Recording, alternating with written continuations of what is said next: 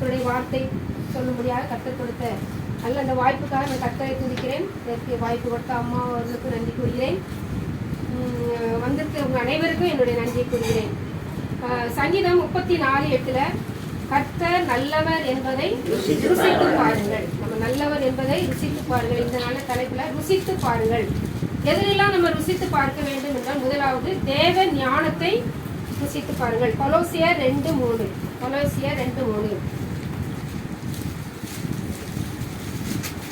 அவருக்குள் ஞானம், அறிவு என்பவைகளாகிய பொக்கிஷங்கள் எல்லாம் அடங்கி இருக்கிறது. ஞானம், அறிவு என்பவைகளாகிய பொக்கிஷங்கள் அடங்கி இருக்கிறது. இப்போ நம்ம ஒவ்வொரு நாளும் ஆண்டவருடைய ஞானத்தை நம்ம ஒவ்வொரு நாளும் நம்முடைய பணிகளை செய்வதற்கோ எதிர்ப்பு செய்வதற்கோ நம்மளுக்கு ஞானம் வேண்டும். அதனால ஆண்டவருக்குள்ள எப்படி இருக்கு? ஞானம், அறிவு என்பவைகளாகிய பொக்கிஷங்கள் எல்லாம் அவரிடத்தில் அடங்கி இருக்கிறது.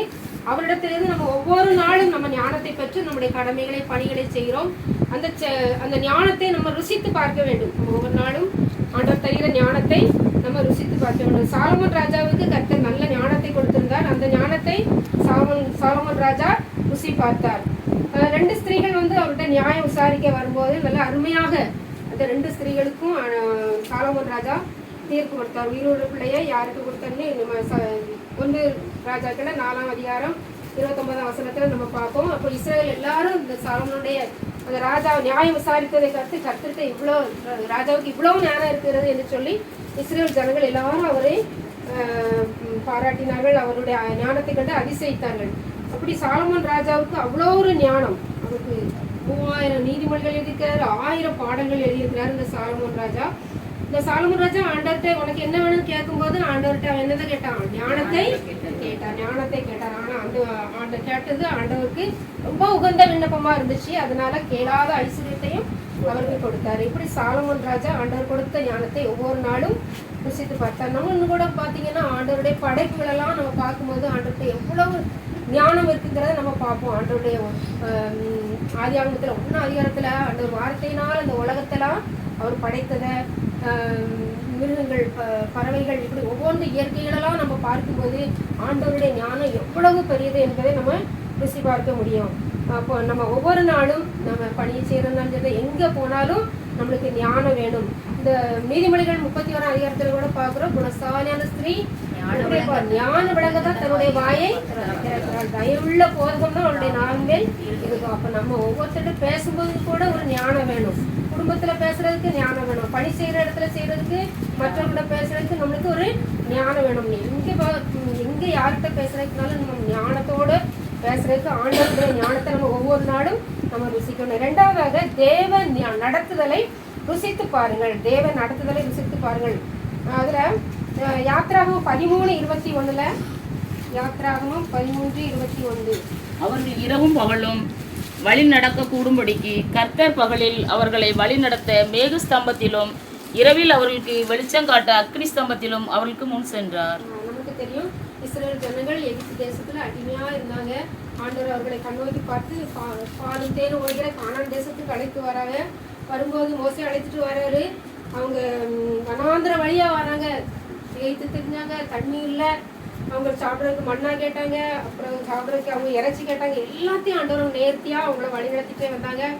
பகல்ல அவங்களுக்கு வழி நடத்துறதுக்கு என்ன நடந்துச்சு? இரவிலே அவர்களுக்கு ஒன்றுக்கு சேதம் இல்லாம ஆண்டவர் அவ்வளவு அழகா வழி நடத்தினாங்க. அதே மாதிரி ஆகாரம் கூட வழி தெரியாம, நம்ம பாட்டுக்கு வழி தெரியாம திரையும் போது ஆகாரம் கூட என்ன செய்தார்? ஆண்டவர் வழி நடத்தினார். எங்க வீட்டுல கூட சின்ன வயதுலேருந்து நான் ஒவ்வொரு நாளும் ஆண்டவருடைய நடத்துதலை நான் தன்னுடைய சின்ன வயசுலேருந்தே ஆண்டவர் நம்மளை எப்படி நடத்திக்கிறாரு அப்படின்னு சொல்லி அதை பின்னால் நடந்த செய்திகளெல்லாம் நான் நினச்சி பார்ப்பேன். அப்படி பார்க்கும்போது நாங்கள் ஒரு சின்ன கிராமம் இருக்கிற சொல்லி அச்சமாடுங்கிற ஒரு சின்ன கிராமம் ஃபுல்லாக விக்கிரகம் தான். அந்த மக்கள் ரொம்ப விக்கிரகம் வணக்கத்துக்கு தான் ரொம்ப அடிமையாக அந்த இதுக்கு தான் இருந்தாங்க. நாங்கள் ஒரு குடும்பம் தான், அங்கே கிறிஸ்தவ குடும்பம். அதனால அந்த விக்கிரக கோவில் கடை வரும்போதெல்லாம் எங்கிட்ட வரி கேட்பாங்க. அப்போ நாங்கள் கொடுக்கலன்னு சொன்ன உடனே எங்களை அந்த ஊரட்டே என்ன செஞ்சுட்டாங்க? துரத்திட்டாங்க. ஆனாலும் ஆண்டவர் எங்களை வெட்கப்படுத்தலை, கைவிடலை. என்னோட பிறந்து 10 பேர், எல்லாருமே சின்ன பிள்ளைகள் தான், ஒவ்வொரு வயசு தான். அப்படி 10 பிள்ளைகளுமே நாங்கள் என்ன செஞ்சோம்? அந்த பச்சைமாடு ஒரு எகிப்து மாதிரி தான். அந்த அங்கே இருந்து ஆண்டவர் எங்களை இந்த பிள்ளையாமலைக்கு நாங்கள் வந்தோம். ஆனாலும் ஆண்டவர் ஒரு குறைவில்லாமல் எங்களை நடத்தினார். எங்கள் எல்லா பிள்ளைகளையும் ஆண்டவர் ஆசீர்வதித்திருக்கிறார். கடந்த 2004 கூட டிப்ளாய்மெண்ட் பிரச்சனைகளுக்கு வந்துச்சு. அப்போ சம்பளம்லாம் எங்களை திருச்சிக்கு என்ன மாற்றிருந்தாங்க. அப்போ 3வது பிள்ளை எனக்கு கை பிள்ளையாக இருந்தா அப்படின்னா. அப்போ இருக்கும்போது எங்களுக்கு திருச்சியில் போனால் தான் அங்கே போய் ஜாயின் பண்ணால் தான் எங்களுக்கு சம்பளம் வரும் அப்படின்னு சொல்லி கவர்மெண்ட்லேருந்து ஒரு ஆர்டர். அங்கே போகவே இல்லை. ஒரு 10 மாதம் சம்பளமே வரல. இவன் கைப்பில்லை. ரொம்ப கஷ்டத்தின் மத்தியில் தான் ஆண்டவர்கிட்ட ஒரு பொருத்தனை பண்ணினேன். ஆண்டவரை நான் ட்ரான்ஸ்ஃபர் ஆகி போனாட்டாலும் நான் இந்த ஆலயத்தில் என்னுடைய ஊழியத்தை செய்வேன், நான் அங்கேயே பணி செய்யணும் அப்படின்னு சொல்லி ஆண்டவர்கிட்ட பொருத்தனை பண்ணினேன். ஆண்டவர் பொருத்தனைப்படி 10 மாதத்துக்கு அப்புறம் எங்களுக்கு சம்பளம் வர கிருபை செய்தார். அந்த கஷ்டமான சூழ்நிலையிலும் ஆண்டவர் அற்புதமாக எங்கள் குடும்பத்தை நடத்தினார். அவங்க 10 மாதம் சம்பளம் இல்லை. அவங்களுக்கும் சாருக்கும் ஆனந்தம் ஐடியில் ஒர்க் பண்ணாங்க. வெறும் 5000 தான் சம்பளம் அந்த நாளில். ஆனாலும் கூட பிறந்தவங்க யார்கிட்டையுமே நான் போய் எனக்கு இது சம்பளம் வரல அப்படின்னு சொல்லி நான் யாரிடத்துலையும் போய் நான் கேட்கவும் இல்லை. யார்கிட்டையும் கடனும் நான் வாங்கலை. ஒரு 5 பைசா கடன் கூட இல்லாமல் அந்த 10 மாதத்தையும் 3 பிள்ளைகள், அப்போ சின்ன பிள்ளைகள் தான், 3வது கைக்குழந்தை, அந்த கைக்குழந்தையோட சம்பளம் இல்லாமல் ஆண்டவர் அவ்வளோ அழகாக வழி நடத்தி வந்தார். இந்த நாள் வரைக்கும் ஆண்டவர் இவ்வளோ மேன்மை, நம்ம கல்வி பணியில் உயர்வு எல்லாத்துலேயும் ஆண்டவர் குறைவில்லாமல் நம்மை மேன்மைப்படுத்தி நடத்தி வருகிறார். ஆண்டவருக்கு மகிமை உண்டாவதாக. 2வது தேவ நடத்துதலை ருசித்து பாருங்கள் சொன்னேன். 3வது தேவனுடைய வசனத்தை ருசித்து பாருங்கள். ஒவ்வொரு நாளும் ஆண்டவருடைய வசனத்தை நம்ம ருசித்து பார்க்க வேண்டும். சங்கீதம் 119, 105. உம்முடைய வசனம் என் கால்களுக்கு தீபமும் என் பாதைக்கு வெளிச்சமும். நம்முடைய வசனம் என் கால்களுக்கு தீபமும் பாதைக்கு வெளிச்சமும். ஆண்டவருடைய வசனம் தான் நம்முடைய பாதைக்கு தீபம், நம்முடைய பாதைக்கு வெளிச்சம், இந்த கால்களுக்கு தீபமாக இருக்கிறது. இன்னும் பார்த்தீங்கன்னா சங்கீதம் 19:7-10 வசனத்தை பார்த்தீங்கன்னா, கர்த்தருடைய வேதம் குறைவற்றதும் ஆத்துமாவை நிறுத்திக்கிறதுமாய் இருக்கிறது. கர்த்தருடைய சாட்சி சத்தியமும் வேதை ஞானியாக்கிறதுமாய் இருக்கிறது. 10 வசனம் அவைகள் பொன்னிலும் மிகுந்த பசுமணிலும் விரும்பப்படத்தக்கதும் தேனிலும் தேன்கூட்டில் இருந்து ஒழுகும் தெளிதேனிலும் மதுரம் உள்ளதுமாய் இருக்கிறது. பாருங்க, அப்போ கர்த்தருடைய வசனம் நம்மளுக்கு குறைவு அற்றது, குறைவில்லாதது நமக்கு இருக்கணும்னா ஆண்டோடைய வசனம் நம்மளுக்கு வேணும். நம்முடைய ஆத்மாவை உயிர்ப்பிக்கக்கூடியது இந்த வேத வசனம். சில நேரம் நம்ம சோர்வாக இருப்போம், நம்ம விளையினமாக இருக்கிற நேரத்தில் கூட இந்த வசனத்துங்கெல்லாம் படிக்கும்போது உண்மையில ஆத்மாவிலே ஒரு பலன் உண்டாகும்.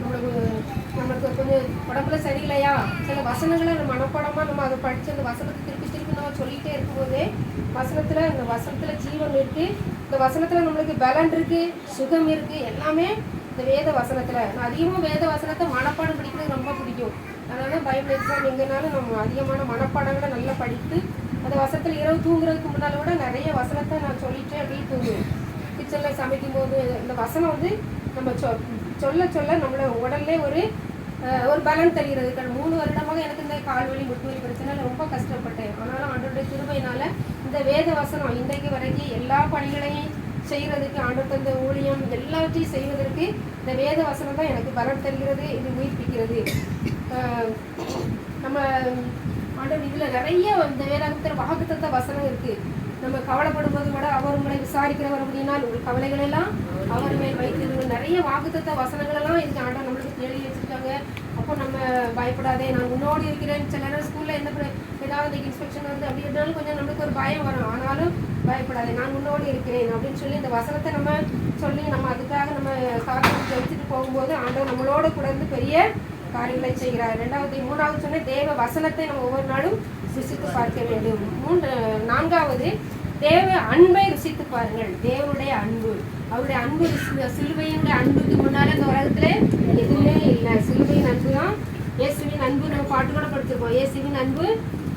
அந்த அன்பை போல இந்த உலகத்துல எதுவுமே இல்லை. நமக்காக ஜீவனை அவருடைய சிலுவையிலிருந்து அவர் சிந்தின ரத்தம், அவருடைய பாடுகள் எல்லாமே பார்க்கும்போது நம்மளை நேசித்த ஆண்டவரை போல அன்பு நம்மளுக்கு யாராலும் அவர் அன்பை போல இருக்க முடியாது.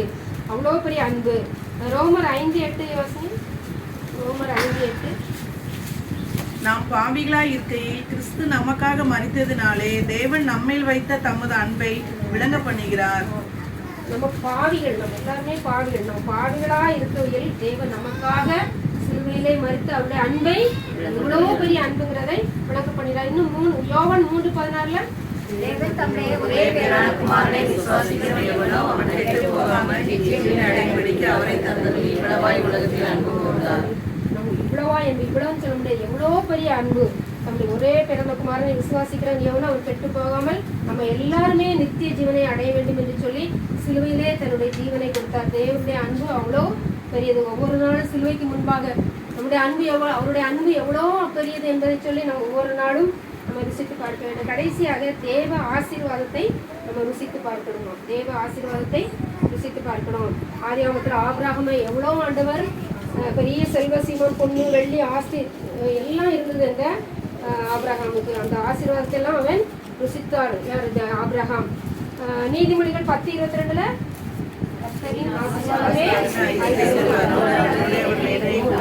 கர்த்தருடைய ஆசீர்வாதம் தான் நம்மளுக்கு ஐஸ்வர்யத்தை தரும். நம்மளுக்கு ஆண்டவர் கொடுத்த பிள்ளைகள், நம்மளுக்கு இருக்கிற ஆஸ்தி, நம்மளுக்கு வீடு எல்லாமே யாருக்கு ஆசீர்வாதம்? ஏது? ஆண்டவர் நம்மளுக்கு தந்ததுதான். நம்மளுக்கு தந்த பணிகள், நம்மளுக்கு இதுவரைக்கும் நம்மளோட ஜீவனோடு இன்னைக்கு வரைக்கும் இருக்கிறது ஒரு ஆசீர்வாதம் தான்.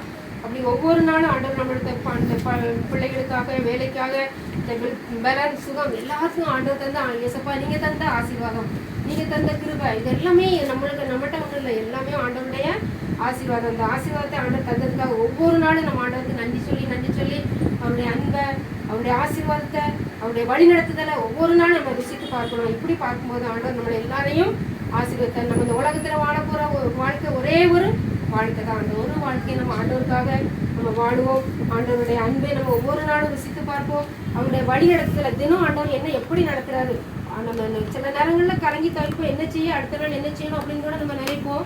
ஆண்டவர் நடத்துறது ஒரு அதிசயமா இருக்கும். அது எப்படி நடந்துச்சுன்னு கூட தெரியாது. மலை போன்ற காரியத்தை ஆண்டவர் பணி போல மாற்றி நம்முடைய கடமைகள், வீட்டு கடமையா இருந்தாலும் சரிதான், பள்ளியில் உள்ள ஸ்கூலோட அதிகமான ஒர்க்கு தான், இதெல்லாம் எப்படி செய்வோம் அப்படின்னு நினைப்போம். ஆனாலும் ஆண்டவர் அற்புதமாக எல்லா காரியத்தையும் நேர்த்தியாக ஆண்டவர் நம்மளுக்கு நடத்துகிறார். நம்ம இந்த நாளில் ஒரு 5 காரியத்தை குறித்து ருசித்து பாருங்க என்று சொன்னேன். முதலாவது எது சொன்னேன்?